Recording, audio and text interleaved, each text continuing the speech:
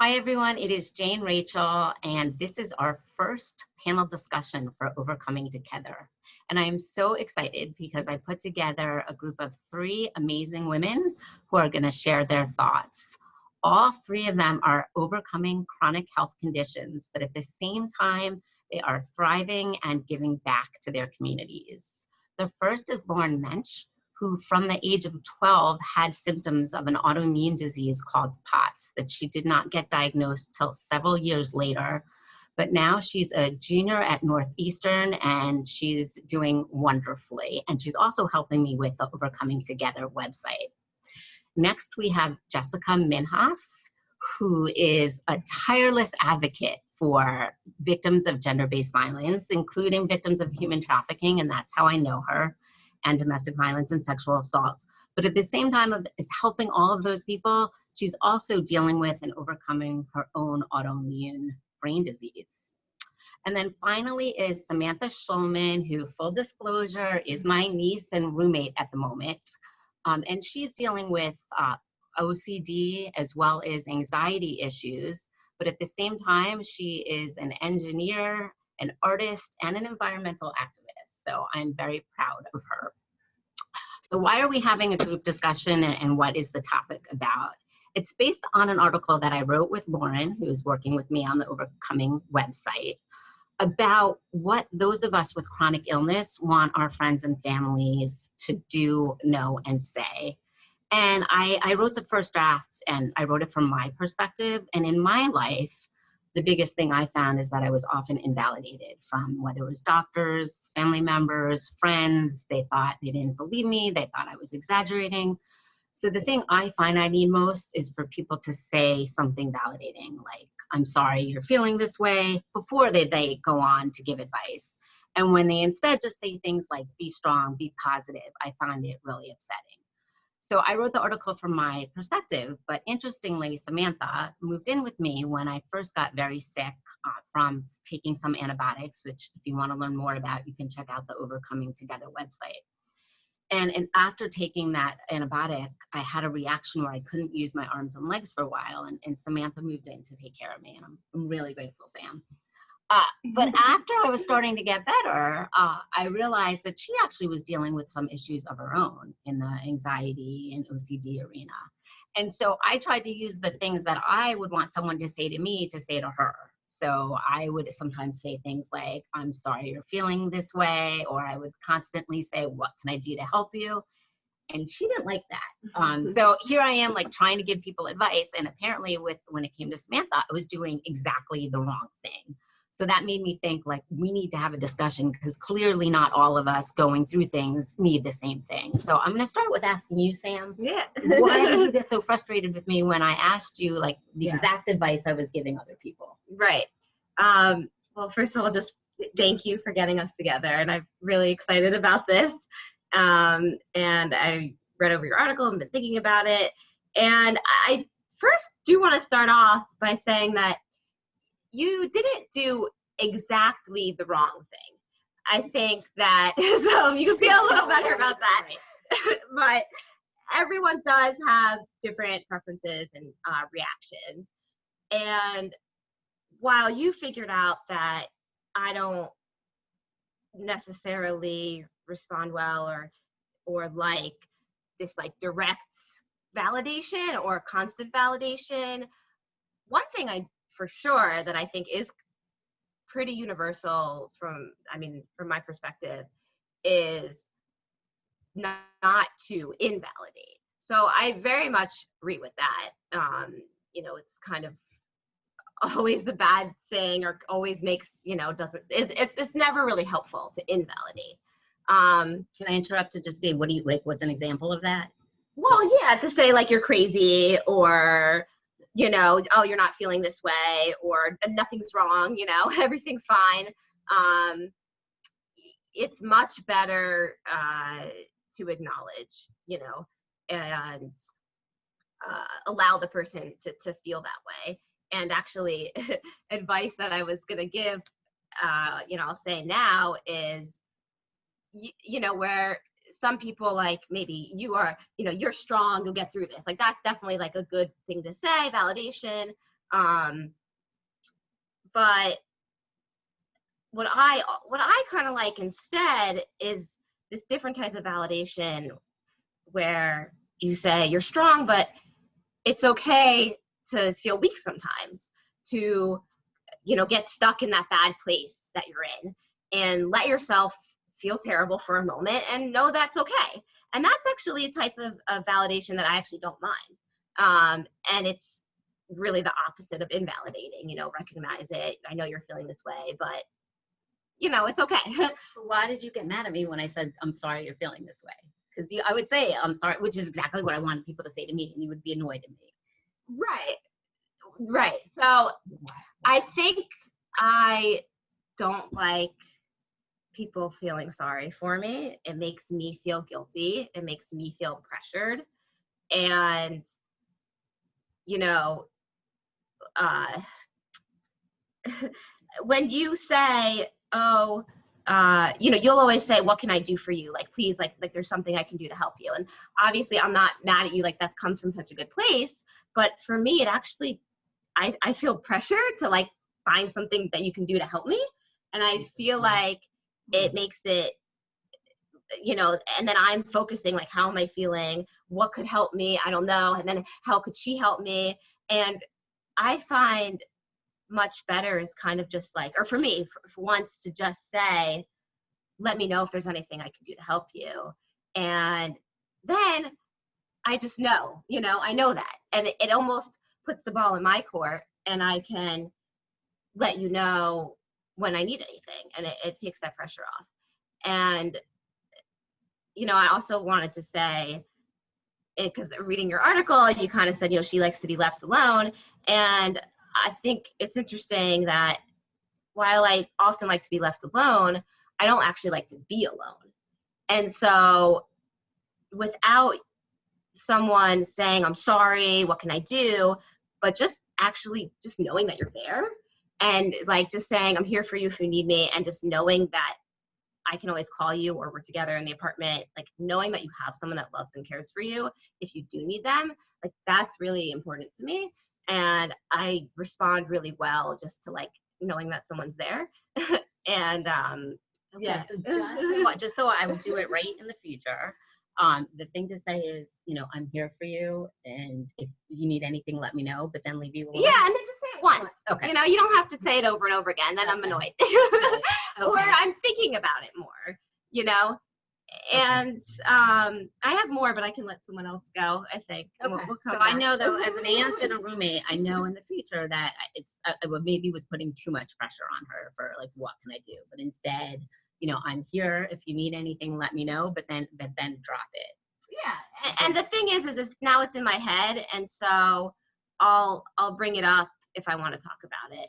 And for me, actually, I will say this: when I'm having like a really like a bad like obsession, and I just can't get like it out of my head, or I'm like starting to panic, and it's like I don't even know why necessarily, and I have these awful thoughts.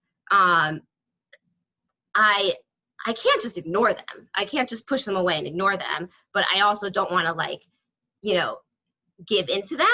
And so maybe talking about them helps, and we'll do that. And you say, if you want to talk about it, we can. But something that also I find really helpful when I'm in this state is in a way distraction, but it's not to ignore the thoughts, but to like show me that, hey, what you're feeling is okay, but you're also okay otherwise. And so like, my mom doesn't do everything right, but over, we were on vacation and I was starting to feel anxious, and she came in the room, and she, first she asked, is everything okay? And I said, yeah, I'm fine. I don't know why I'm feeling this way. I'm just, I'm just nervous. Just help me not feel nervous. And that's all she said. She didn't say anything else. She just starts like, I bought new clothes, and she just starts unpacking my clothes. And it's like, oh, this is cute. Like, oh, well, tell me about this. And just like, I didn't even realize that she was distracting me, and it calmed me down. And so sometimes you can like show me a funny video, or even engage in like a really intriguing discussion that's just something separate, go deep into politics or something like, that's intriguing. Yeah. And then if I'm still feeling bad, I'll be like, all right, well, let's talk about this now, because, it's worse than I thought. or I'll be like, thanks, now, I'm feeling okay. So yeah. All right, so let's bring Lauren in, but I just have to say it's just so interesting to me because it's so different. If I was like, and again, we're talking, I was dealing with more physical pain, and this is more Right. anxiety and OCD. Yeah, but it does connect physically as well. Yeah. In the beginning, when I felt like I couldn't walk and I couldn't pick up my arms, someone tried to distract me with a funny story without validating me first, I would have wanted to shoot them. So I think what this is showing is that we all need something different, and maybe our friends and loved ones need to ask us what we want. Yeah, exactly. So, Lauren, I know you helped me write the article, but any thoughts on anything that we're talking about? Yeah, so I really liked something that Sam touched on about like telling people that they're allowed to feel the way that they're feeling over just validating them. I do personally love feeling validated, and I think that comes for me from a place of like being invalidated for 5 years of my life and being told by doctors that I was just having anxiety, and I just, all of my symptoms were just the anxiety. And I was like, I know the anxiety is there. I feel the anxiety, but like I know that this is more than that, and people not listening to me. But like being told that you're allowed to feel feelings is a really powerful thing that not enough people acknowledge. And like as an example, last week I had a really stressful week at school. Doing school online has been incredibly difficult for me. And I've been really hard on myself because as an accommodation this semester, I'm taking a reduced load. So instead of 4 classes, I'm taking 3. And I keep feeling, or at least last week and the weeks before that, I kept telling myself, if you can't do just 3 classes and all these other students are doing 4, then like, what are you doing? What are you not clicking? Are you just not as good a student? You should be able to do this. You've done this before with more classes. I started getting really hard on myself and very upset about it. And, I called my sister and she was like, Lauren, that's okay. Like a lot's being asked of you right now to like completely switch the way that you've been doing college all of these years to online. And you're allowed to be overwhelmed and you're allowed to feel this way. And that was like all that I needed to hear was just permission that I could be nicer to myself and that I didn't need to feel bad about the fact that, my grades weren't as good as they were last semester. And I think that goes for chronic illness too. Just someone being, people believing you was a big thing for me because so many people didn't believe me. I would tell my friends that I had chronic pain when the pain was the biggest issue for me. And they'd be like, but you're walking fine. I was like, I know I'm walking fine. That doesn't mean that it doesn't hurt to walk. So I think just like showing that you believe people and saying, I believe you. And also you're allowed to be really upset about this. I would be really upset about this too, is for me enough. I don't always look for advice because I like to figure things out on my own. Yeah. What a huge point there is, like, the topic of this is what our friends and families can do to us. But what I heard in what you said also, it's what we can do for ourselves. And sometimes sometimes we're our own worst enemy, right? Sam knows with living with me, it's like I can work now, I'm 70% better and now I can type for a few hours, but after 5 or 6 hours of work, I'm like, I need a break. And I get so mad at myself. I'm like, my colleagues are working nonstop without a break. And, she always is like, you always tell me not to be mad at myself. Like, I put those 6 hours in, and if I need to take a half-hour nap before I return to work, that's okay. And certainly none of my colleagues are giving me a hard time. It's pressure that we're putting on ourselves. Yeah. And Lauren, I haven't known you a long time, but I'm so impressed with all you're accomplishing with school and with helping me on the website. So please, it's easier said than done, but don't be so hard on yourself because you're doing such an amazing job. Amazing. Jessica, does anything what's been said so far ring true or not true, or what are your thoughts on what we've discussed so far? I think the positivity toxicity was brilliant. That was spot on for me. The community I'm in the mental, since I've kind of stepped away from sidestepped human trafficking into trauma response, which is really, for me, addressing the prevention component of human trafficking. Now in the trauma spot, I'm in this like weird silo of wellness people. So it's like a continuum of like the universe, intentions. Hey, I respect that if that helps get you through, all the way over to let's talk about sex trafficking. And so it's been a struggle to be in that space because sex trafficking is very real and honest, and like, this is what it is. And wellness is like, well, if you just think positively, if you put your mind right, focus your intentions on what you want to accomplish, you are bringing disease into your life by thinking about it. You're feeding it. And I just want to shoot them because if I actually said this, so I'll go first. My organization got invited to be part of TikTok Creative Learning Fund, so I have to make all these videos for the youth. And one video that I made was about like, if we could positive think our way out of our sickness or our depression or our mental health challenges, then we would have already. So I think for me, that positivity toxicity really was like spot on, because when that has happened for me, it's not only dismissive, but it's also demeaning in a way, because then it's like, well, why can't I just think positively? That seems so easy. And Lauren and Jane, you're kind of touching on this as well about, where does the pressure come from? Because I don't know where it comes from for me. I think it's like the invisible illness component of this. Like if I had a broken arm, it'd be so much easier to be like, yeah, duh, I can't do this as fast as you can. What you said made me, I just really quickly, because, when people say, even though it's a good thing to say you're so strong and all of that, it's like, I know that. And so I get bogged down with this. Well, if I'm so strong and like, why can't I fight this? And I get so hard on myself and so like judgmental. And I actually, like, recently I was like, I never ask people like, am I crazy? Cause I'm kind of like, come on, you're not. But I started to do that because I was not, I know all these tactics to kind of break this like obsessive cycle, and it wasn't working. And I don't know, I'll let you keep going, but I just think acknowledging that it's not so simple as just knowing what to do and knowing that you're okay. And, anyway. And Jessica, just from what you said, like, it's so funny how it's one thing to say you are strong. Like, I've seen you get through awful stuff before, and you are strong, and I think you'll be able to get through this. I sometimes say that to my trafficking survivors that I work with. That's very different from someone saying you need to be strong, you need to be positive. And I cannot tell you how many people, when this reaction happened, when I could barely use my arms or legs, that is what I heard more than anything from my friends and family. You need to be strong. You need to be positive. Why are you being so negative? Mm-hmm. And I know that they love me, but I wanted to shoot them all. And what they'll say is like, well, feeling sorry for you wasn't going to help you. We needed to make you strong. But it's like, you can't tell someone relax and have them relax. And what they didn't see, that I kind of saw more of from living with Jane, is how she was trying so damn hard to think positive.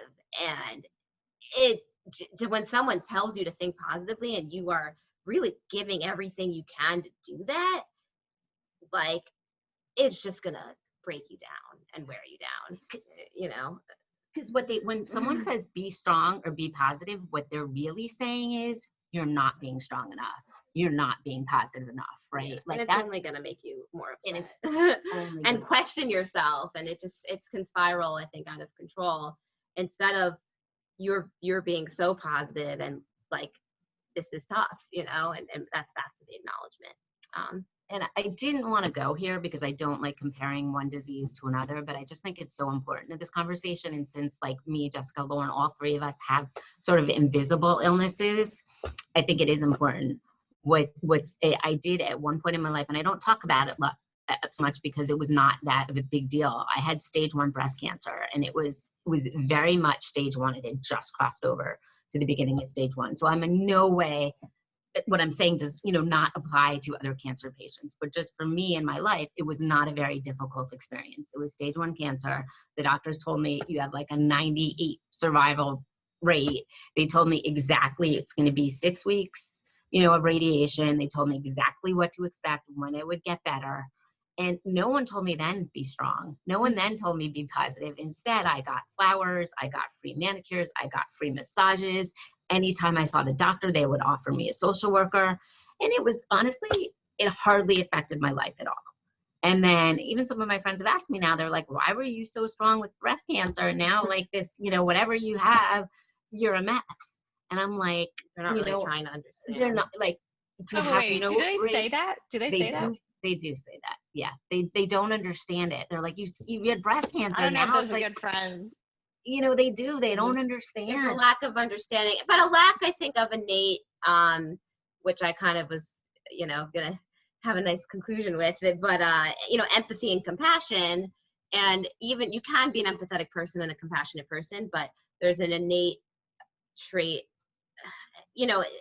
Are you really trying to understand? Yeah, and I think it doesn't make someone a good person or a bad person or a good friend or not love you, but it is something where, why we're having this discussion, that people can educate themselves on, and how to, not just be empathetic, but really make sure that you are really putting yourself, okay, if they're, why, just really trying to understand and acknowledging that you can't understand. And so you can't know what's right for them, and you don't have any reason not to, or to not believe them, or to, second guess them or anything like that. Because you're not in their body. experiencing it. You're not in their body. But I think that's a problem with unnamed, or on both, what I think all three of us have are very not well known. Right. So, I mean, when I had cancer, no, like I said, no one said be positive, be strong, but I swear to you, that is what I heard. Like for the first year of this, that is all I heard. Jessica, you are the only one, I think, of all of us that is in a committed relationship. You're married. So, what, I'm sure, I think you told me that your spouse has been wonderful, but what, if you need advice, I guess perfect advice. timing because he's not home yet. Yeah, So I'm sorry about perfect. this, because I'm Like, recording in the advice kitchen. for other spouses, other loved ones, other intimate, partners, for someone who's going through any Well, sort this of. did not kick off very pleasant, because it's an invisible illness. Chris and I got married. I was already sick and didn't realize it, and then we got married, and it just like spiked. And so the first 3 years of marriage were a lot of disjointedness of being like, who did I marry? Because I was sleeping all the time. Like, I was embarrassed that I wasn't finishing what I needed to do. So I'd get really short. And, Chris is such a hard worker and a creative. And he was like, you just got to power through. You got to stay awake. And I was like, I can't. I was waking up at like 5 p.m. So that was really like grating on the relationship and compounded everything. It wasn't until I hounded doctors, like Lauren, you were talking about, you had to keep going to different doctors, got somewhat of a diagnosis, did a neuropsych assessment, which addresses all of your cognitive deficiencies and kind of measures where you are, had him come in to sit with the neuropsychologist and get the download of like, okay, this is chronic fatigue. Okay, your cognitive deficiencies are in organizing, or they're in like sequencing. And the sequencing is very small, but it's like, okay, when I wake up in the morning, I put my shirt on, I put my pants on, then I put my shoes on. So like that kind of stuff was affecting me all over the place. And then of course I started a nonprofit in the middle of that, and didn't realize I was sick, but I was like failing miserably. Not to interrupt, but that's why I think you're Superwoman and my hero. Girl, let's talk about how to get funding. Then you can tell me about being a superhero. When I can hire people to help me because I have a brain disease, that would be ideal. That's be the perfect timing. It wasn't until I got the neuropsych assessment that Chris was like, oh, so then he had this like kind of architecture of understanding and offering like grace to me and empathy. But it take a while. So I really feel for people who feel so isolated. And Lauren, I'm kind of curious from you, like you talk a lot about, this was during high school for you. So what was it like with friendships? I mean, high school, you're doing stuff all the time. Yeah, so there's a lot there. I mean, for one thing, I found that I had a really similar experience with my parents and the way that they came around to my illness. A lot of times, I mean, my mom was the one who really came with me to all my doctor's appointments because she worked from home, so she was able to have that flexibility. So she saw a lot more of this, but my dad really didn't, and he really was very unfamiliar with anxiety. And at the time, everyone kept telling me that that's what I had. And so like we would have fights every morning about how I didn't want to eat breakfast, which now I know was because of the POTS. I don't have an appetite in the morning. You know, we would fight all the time, and he would be like, Lauren, people are dying. You are fine. You have this privileged life. You know, everything is so great. And it wasn't until I really received a diagnosis and he really came around to the idea that all of that time, you know, I wasn't fine. And, you know, the things that I was feeling were perfectly valid, but like that invalidation was very hard for me and very hard for our relationship. Even though now I would like to think, and I do think that our relationship has grown so much and we've really moved past all of that. It was really hard for a while. And with friendships, in high school, I always joke, I just didn't go. Like I would go, you know, for like half the day. A lot of times I would get there, and by the time that I arrived, the tachycardia that I was having was so bad that I thought I was having an anxiety attack, and I would go home. So I really didn't show up a lot, and I didn't have a lot of friends in high school, and I didn't do a lot of fun things in high school. I wasn't able to be in clubs, and one of the things that really affected me the most that I talked about in my discussion with Jane a few months ago, that's now on the Overcoming website as well, is that I ended up not being able to qualify for AP classes because I wasn't able to take honors classes when I was a freshman and a sophomore. So like as a result of that, I just didn't go to school often enough to take the honors classes, but I was definitely smart enough to do fine in them. And then I kind of felt like now, once I was, you know, once I received a diagnosis, which was at the end of my sophomore year, I was a junior and I was looking at colleges. I was like, I want to go to these schools and they all tell me that I need an AP class and I don't have any and my school won't let me take them. And I really dug myself into this hole, and I am now at Northeastern, which is unbelievable, but I never thought that I would end up here.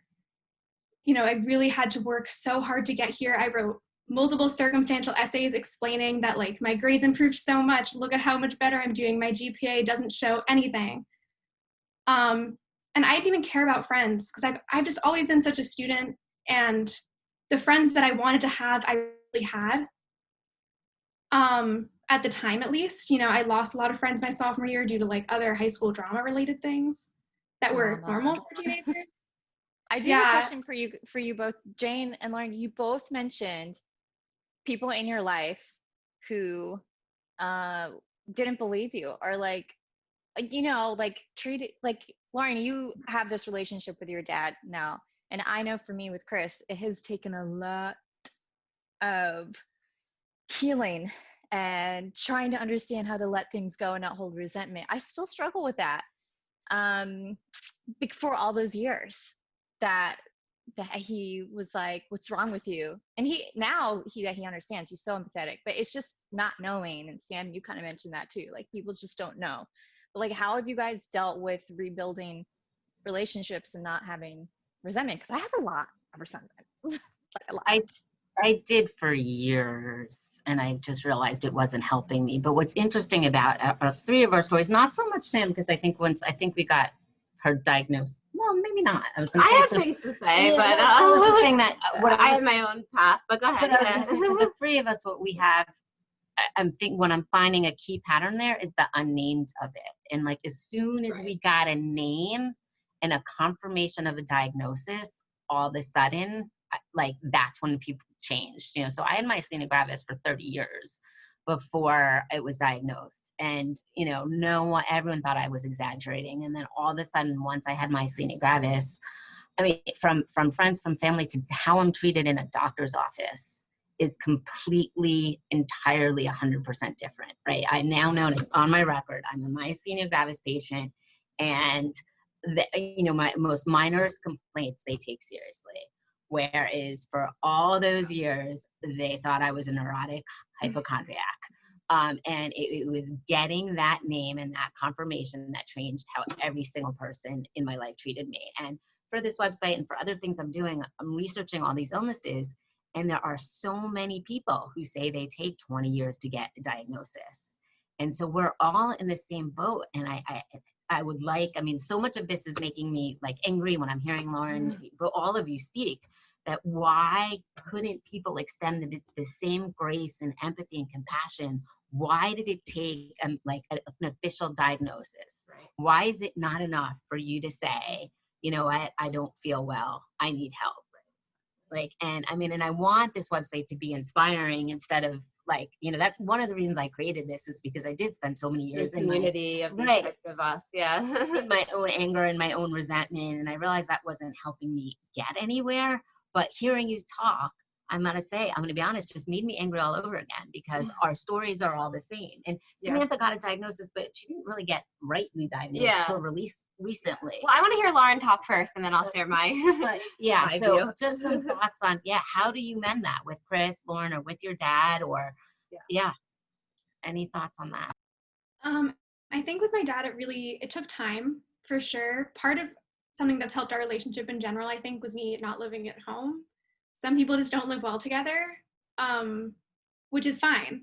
It is what it is. But that was really helpful for me, was just getting some space. I was thinking, as you were both talking, as everyone was talking, that like it's been 4 years now since I've had my diagnosis, which is crazy to believe that it's been almost as long that I've had a diagnosis as it took for me to get diagnosed. And I think over that time, it just kind of, you know, things became more understanding. I also grew up a little bit and learned how to like mend those relationships in my head, and how to kind of come to terms with the fact that people grow and change. And, you know, now it's reached this point where my dad actually has a online, like a Facebook group for dads who have kids with POTS, which is so cute and just like exactly, you know, the type of validation that I need.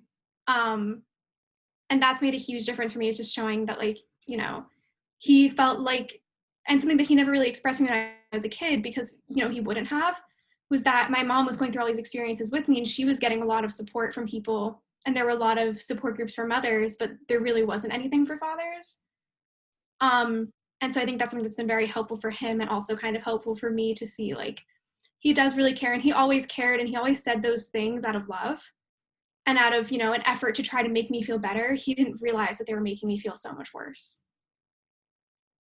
That's a very good point. And I think we do need to all give our friends and family some grace and some slack, because, you know, even when I look at, you know, my parents, they did take me to many doctors, right? And this is how perspective is different, right? Like, they remember all the doctors, the time they drove me, you know, 3 states away as a child to a special hospital.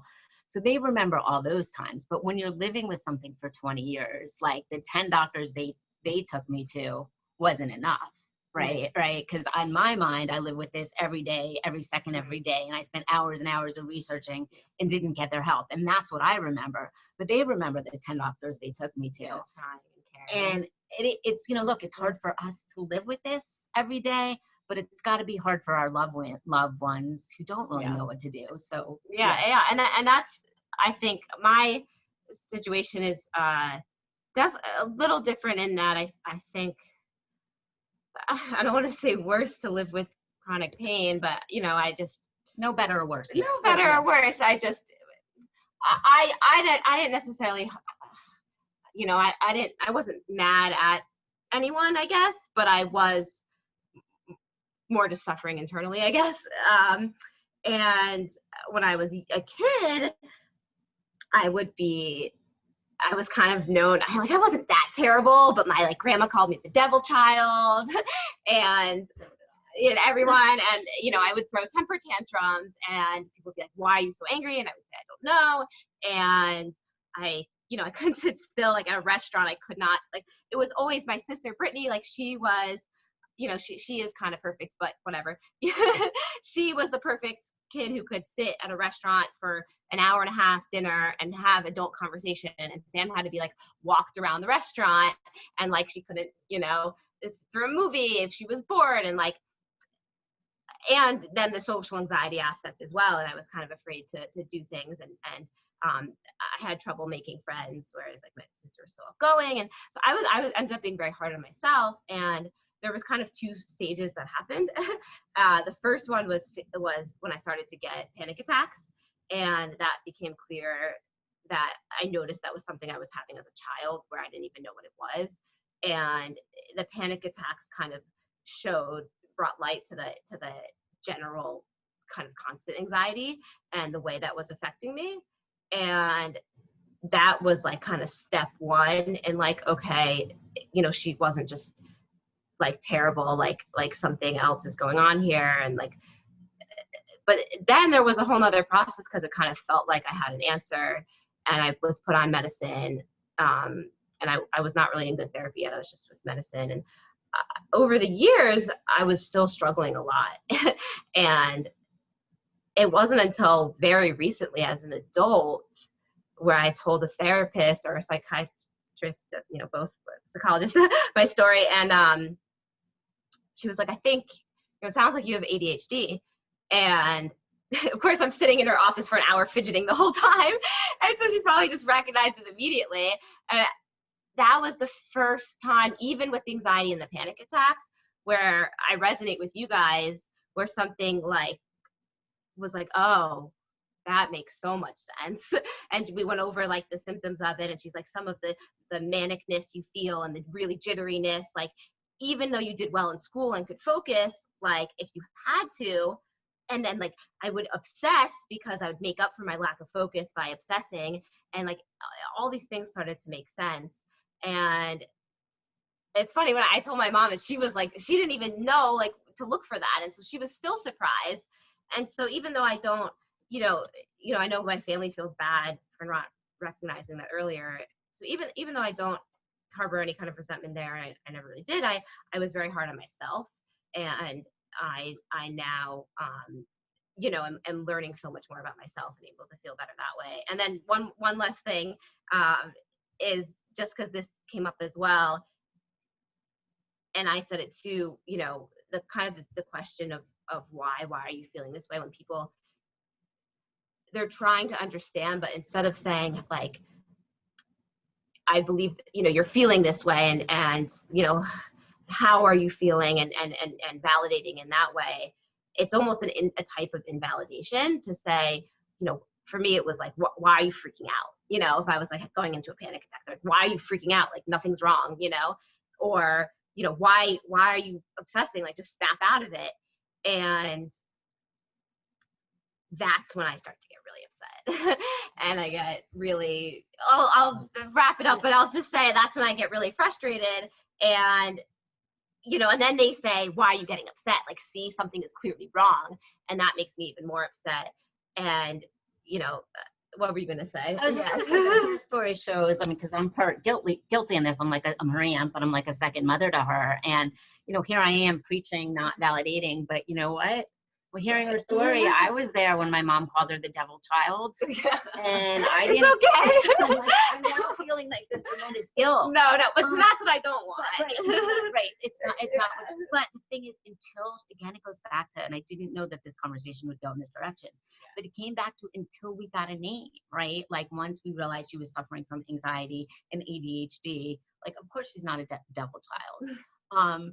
And we've all, like, we're such a loving family, and we always loved her, but yet we were doing the exact wrong thing. So I think that does go back to like why we all need to give our friends and family a little bit of leeway. It doesn't mean that they don't love us, and it doesn't mean they don't care, but they just don't know the right thing to say. So maybe the way to end is just, if we can take some turns, maybe Jessica go first. Just, I mean, I would like, if, you know, someone's spouse or friend or parent is watching this, we talked a lot about like what we don't want people to say, but just any thoughts on because I personally got a lot of more anger and guilt and all feelings that I wasn't expecting to feel during this, but just maybe some like helpful things of what we would like our people to do. So I don't know, Lauren or Jessica, one of you want to jump in, and we'll take a round at that. I would say what is interesting, Jane, about you and Sam is that, you know, for me, when people are like, let me know if there's anything you can do to help, I'm like, I immediately feel guilty then later asking them for help. And I love, Sam, that you're then able to be like, this is how you can help me, because that part is the part that I feel bad and guilty of, and just feel like I shouldn't be breathing at all or taking up any air in the space. But that, Jane, like when you offer specificity to it, that's what helps me, when people are like, specifically, I can do this for you, because then they're kind of like offering this thing. But I ultimately think that this comes down to a lot of communication. And Lauren, you talked about your dad doing that Facebook group now, which is so cool and just so sweet. I want a dad like that. I want a dad, but that would be a great starting point. Anyway, that's another conversation about family not being around. Okay. But I think that the conversation around like sitting down together and being like, this is what triggers me. This is what I need to say. So ultimately, I think it comes back down to us working that out for ourselves, and going to counseling, I think, is helpful. So you can wrap words around stuff. Absolutely. Lauren, any last thoughts? Yeah, I mean, I'm having a lot of thoughts. But I really think that, like, for me, what's been coming up a lot is the idea that, like, when things are invisible, they're like not considered valid, but like suddenly once you have a name, people will listen to you.